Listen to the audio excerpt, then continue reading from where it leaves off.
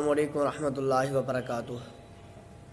अगर कोई शख्स 4 रकत वाली या 2 रकत वाली नमाज़ फ़र्ज़ अदा कर रहा है, यानी कि फ़जर के 2 फ़र्ज़ पढ़ रहा है, या ज़ुहर की 4 रकतों वाले फ़र्ज़ अदा कर रहा है, या मग़रिब के 3 फ़र्ज़ अदा कर रहा है, तो 2 फ़र्ज़ों के बाद अत्तहियात में बैठना था, तो फ़जर की वक्त वो नहीं बैठा, तीसरी रकत के लिए खड़ा हो गया।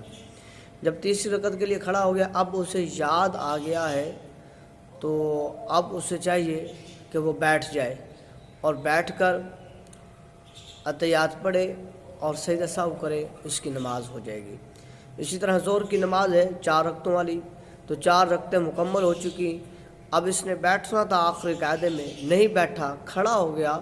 तो जो अब खड़ा हो गया है, अब इसे याद आ गया कि ये तो मैं 5वीं रकत के लिए खड़ा हो गया हूँ, तो अभी तक इसने सही